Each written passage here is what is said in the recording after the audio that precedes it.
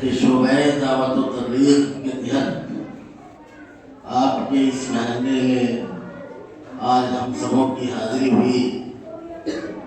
مغرب اور عشاء کے بیچ کا وقت نہایت مختصر ہوتا ہے، اس لیے کوئی بہت لمبی گفتگو آپ سے نہیں کی جا سکتی۔ تذکیر اور یاد دہانی کے طور پر ہم لوگ آپ حضرات کے بیچ مختصر گفتگو کر کے یاد دلانا چاہتے ہیں کہ آپ مسلمان ہیں، ہم مسلمان ہیں، ہم اللہ پر ایمان رکھتے ہیں، ہماری زندگی کیسے گزرنی چاہیے اور ہمیں اس دنیا میں کیا کرنا چاہیے کہ آخرت کی زندگی ہماری اچھی ہو جائے۔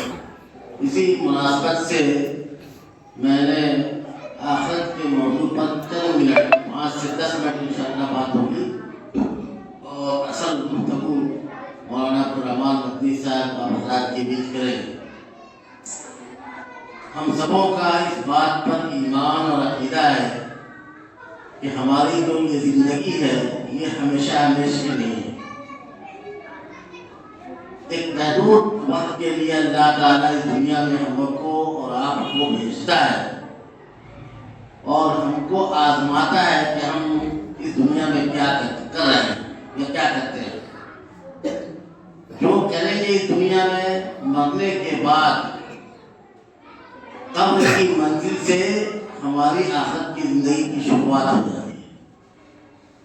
ہر مسلمان کا یہ عقیدہ ہے کہ 6 جو ایمان کے بنیادی ارکان ہیں اس میں یہ عقیدہ بھی ہے کہ آخرت پر ایمان رکھا جائے، موت پر یقین رکھا جائے اور موت کو کبھی اپنے ذہن سے غائب نہ ہونے دیا جائے۔ یہ موت یعنی انسان کا، آدمی کا مرنا، یہ ایک ایسا مسئلہ ہے جس میں کوئی اختلاف نہیں ہے۔ دنیا کی ہر چیز میں اختلاف ہے، یہاں تک کہ اللہ کی ذات کے سلسلے میں اختلاف ہے۔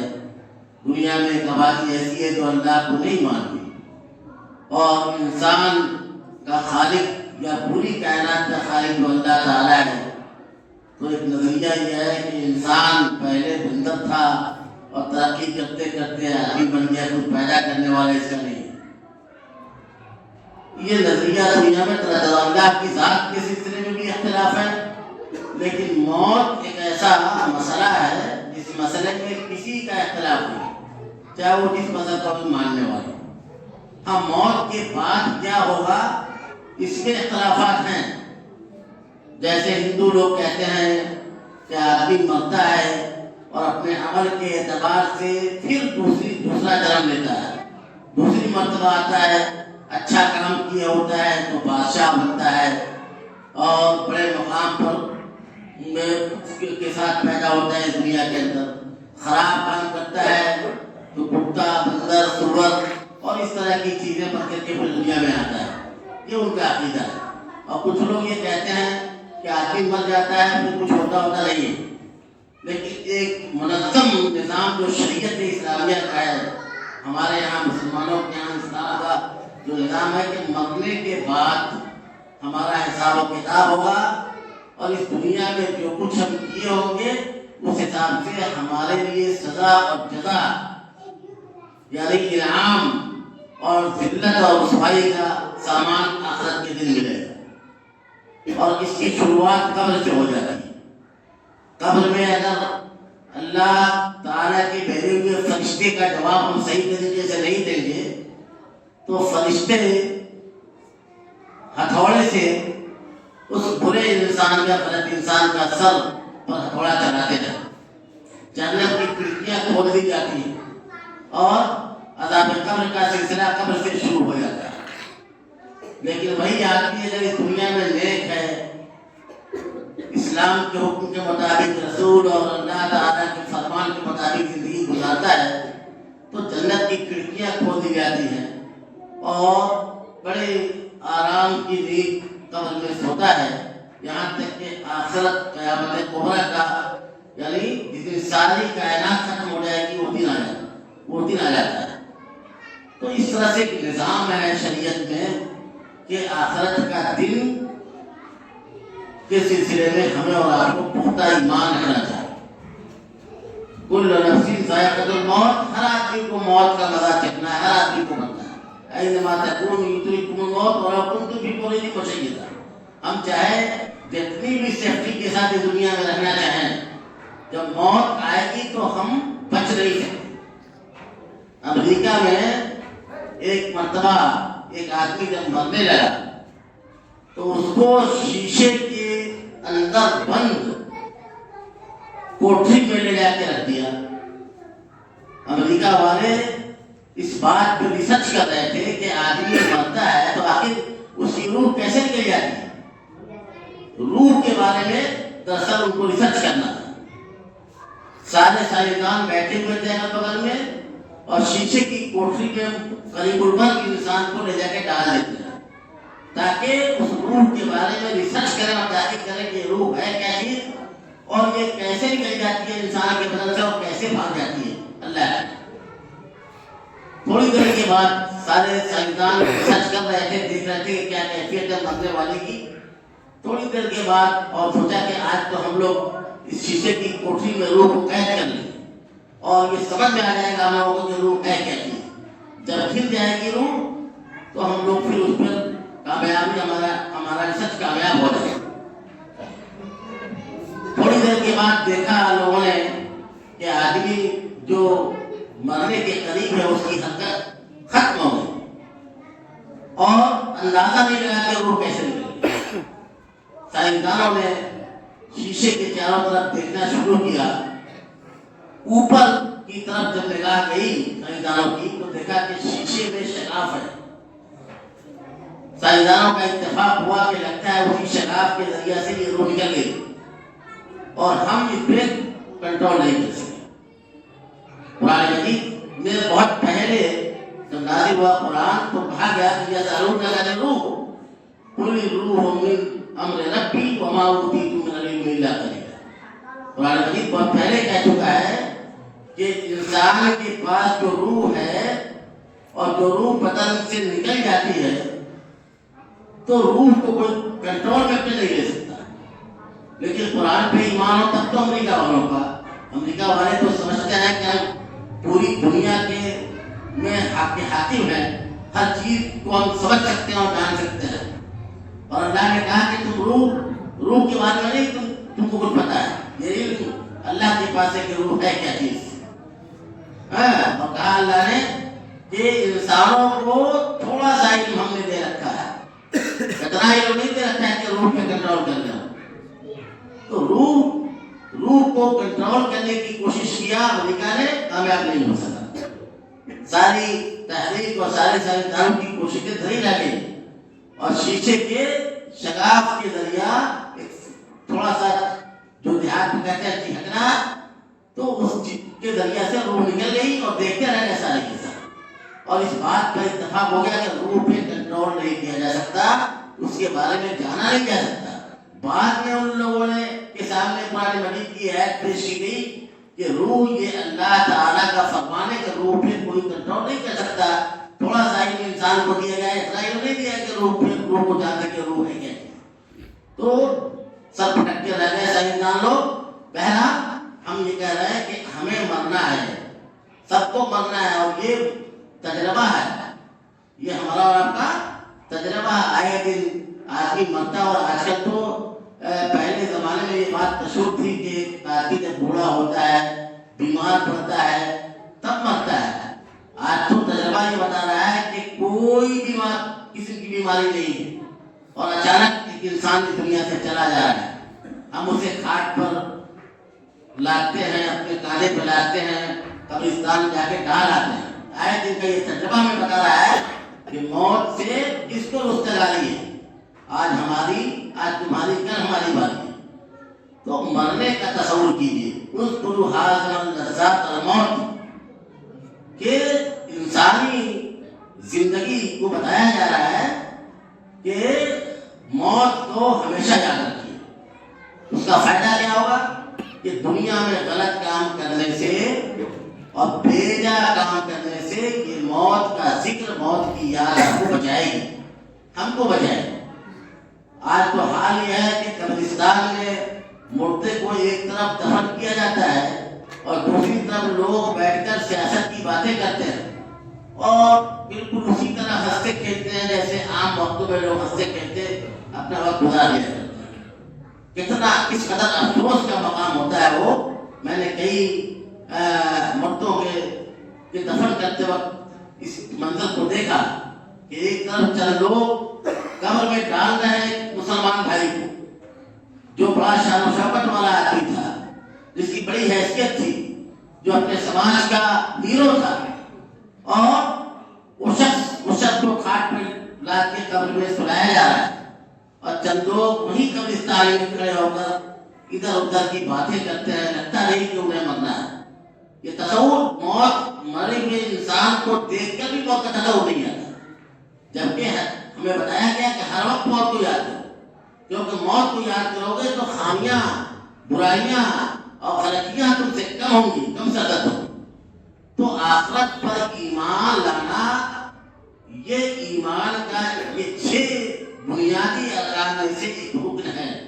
ہمیں اور آپ سب کو آخرت پر ایمان رکھنا چاہیے, قبر کے عذاب پر ایمان رکھنا چاہیے, اور اس بات پر ایمان رکھنا چاہیے کہ ایک دن پوری دنیا ختم ہو جائے, پوری دنیا ختم ہو جائے گی اور پھر حساب و کتاب ہوگا, اور جو آدمی اس دنیا میں جو کیا ہوگا ہر چیز لکھ کر کے سامنے اللہ تعالیٰ پیش کر دے گا کتاب کی شکل میں, اور کہہ دے کہ دیکھ لو یہ کتاب تمہارے کرتوتوں کا پرندہ ہے, تمہارے دنیا میں کیے گئے سیاہ کارناموں کا اور اچھائیوں کا یہ ایک ڈائری ہے. یہ کتاب تم دیکھ لو, یہ کتاب ہی بتا رہی ہے کہ تم کیا دنیا میں کر کے آؤ.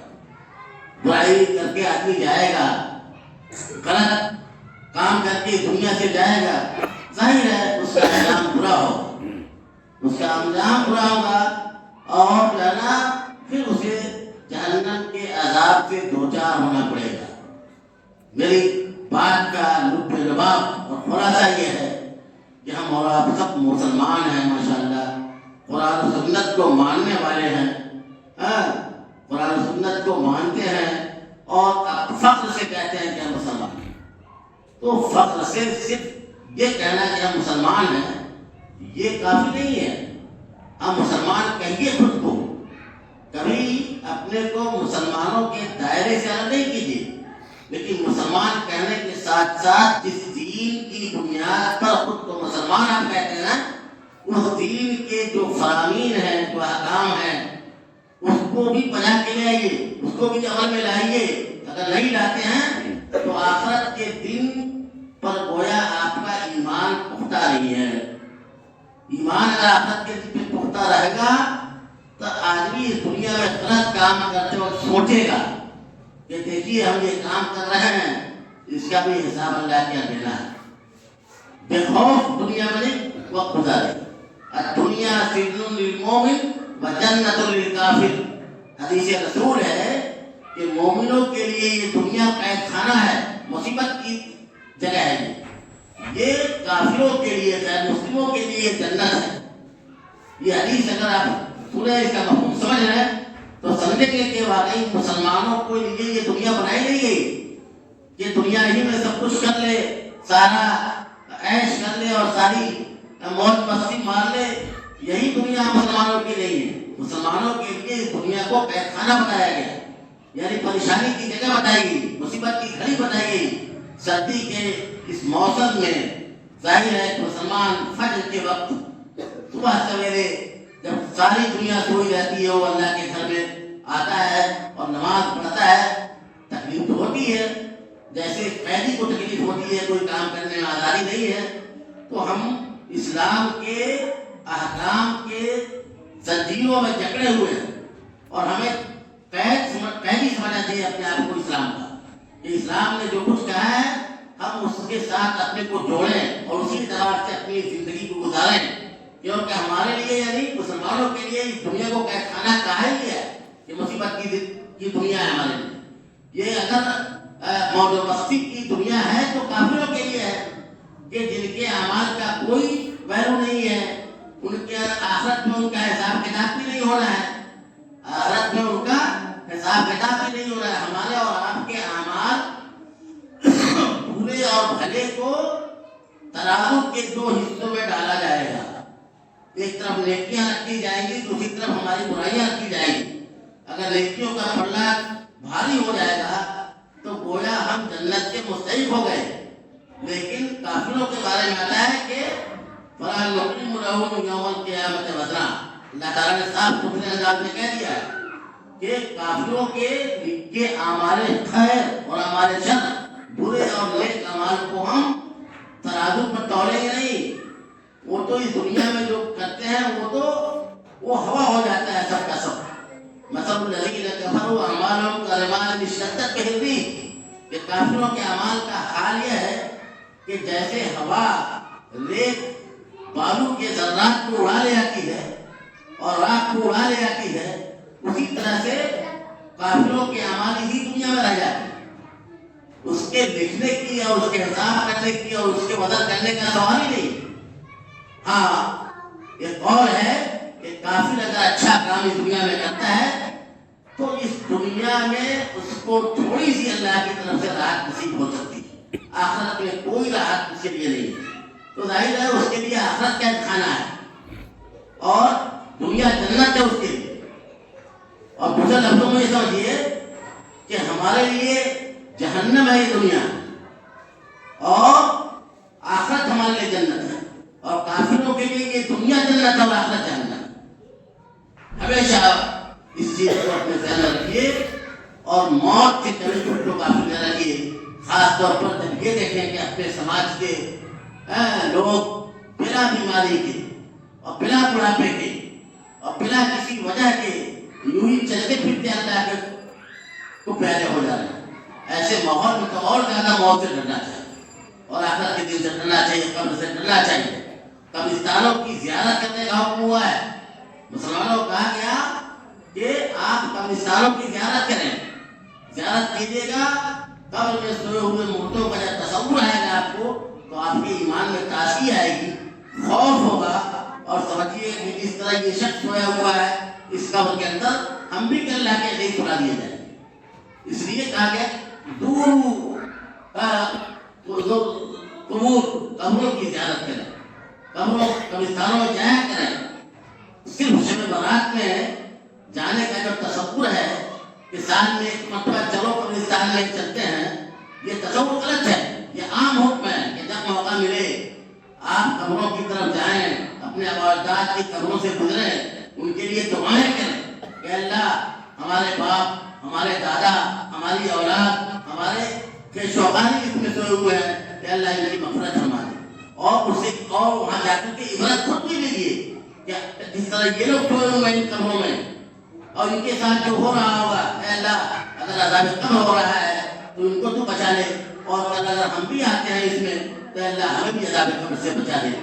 اللہ تعالیٰ سے ہم دعا کرتے ہیں کہ اللہ تعالیٰ جو لوگ بھی حاضر ہیں اس مسجد کے اندر، اللہ کے گھر کے اندر بہت سارے لوگ سن رہے ہوں گے، ہم سبوں کو اس بات کی توفیق دے اے اللہ کہ ہم موت سے غافل نہ ہوں، ہم قبر سے غافل نہ ہوں، ہم آخرت کے عذاب اور سزا سے غافل نہ ہوں۔ ہمیشہ ان چیزوں کو یاد رکھیں۔ اگر یہ نسخہ ہی صرف زندگی میں اگر آپ اپنا لیں گے تو یقیناً آپ کی اس دنیا میں آپ سے برائیاں کم سرد ہوں گی۔ اللہ تعالیٰ ہمیں اور آپ سب کو اچھی توفیق عنایت فرمائے، آخرت کے عذاب سے بچائے، قبر کے عذاب سے بچائے، اور جو اموات جو لوگ مر رہے ہیں اس دنیا میں بلا وجہ نئی نئی عمر میں، اور نئے نوجوان اور جوان لوگ جو مر رہے ہیں، اللہ ان سبوں کی موت سے ہمیں عبرت حاصل کرنے کی توفیق بخشے۔ وآخر دعوانا الحمدللہ رب العالمین۔ انشاءاللہ اس کے بعد مولانا عبدالرحمن صاحب مدنی آپ حضرات کے بیچ آخری مقرر ہوں گے۔ نماز سے متعلق جن کی گفتگو ہوئی کہ صحیح نماز کا طریقہ کیا ہے۔ نمازیں تو پڑھنے والے پڑھتے ہیں، لیکن نمازوں کا جو صحیح طریقہ ہے، اگر افسوس ہے کہ وہ طریقہ بھی نہیں معلوم، لوگ سیکھنے کی کوشش بھی نہیں کرتے، اس لیے